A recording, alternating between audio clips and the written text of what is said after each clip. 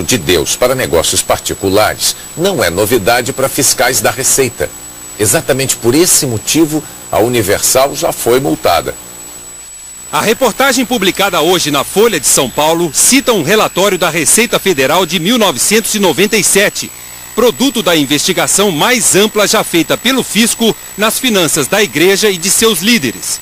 A conclusão: o fisco aponta desvio de dinheiro da Universal.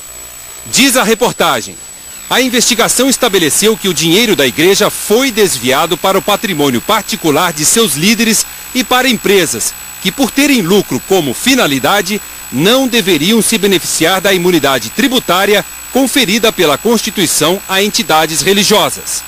A Receita aplicou uma multa de 98 milhões de reais em valores da época. O desvio de recursos não parou. Ontem o jornal Estado de São Paulo já destacava, com base em documentos do COAF, que dinheiro arrecadado dos fiéis foi usado na compra de imóveis, carros e empresas. Para o Conselho de Controle de Atividades Financeiras, um dos maiores beneficiários do dinheiro movimentado pela Igreja Universal do Reino de Deus foi a Rede Record, rádio e televisão, que nos documentos aparece comprando imóveis no valor de 25 milhões e 600 mil reais entre 96 e 2007. A promotoria acrescentou: só em 2006 teriam sido desviados 240 milhões de reais de fiéis da Igreja Universal do Reino de Deus e repassados para a emissora de televisão. Segundo reportagem do jornal O Globo, Edir Macedo também é réu em Santa Catarina, numa ação criminal que trata da compra da TV Itajaí, afiliada da emissora. Edir Macedo e os pastores Honorilton Gonçalves da Costa e Júlio César Ribeiro são acusados de fraudar a documentação usada na compra da televisão. Nos próximos dias, a Justiça de São Paulo vai comunicar oficialmente a Edir Macedo e às 9 pessoas ligadas a ele que todos se tornaram réus no processo criminal iniciado esta semana, quando foi aceita a denúncia do Ministério Público. A partir deste momento, os advogados do grupo terão 10 dias para apresentar os argumentos prévios de defesa. Mais de 10 milhões de reais da Igreja Universal do Reino de Deus, apreendidos em 2005, ainda estão sob a custódia da Justiça. Os representantes da igreja não conseguiram convencer juízes e tribunais de que a origem do dinheiro é lícita. Por determinação da Justiça, o cofre forte deste banco em São Paulo guarda até hoje os mais de 10 milhões de reais apreendidos da Igreja Universal. Precisamente 10.202.690 reais em notas de todo tipo. Dinheiro vivo distribuído em 7 malas, apreendido pela Polícia Federal em Brasília em julho de 2005. Quem tentava embarcar para São Paulo com as malas de dinheiro em jatinho particular era João Batista Ramos da Silva.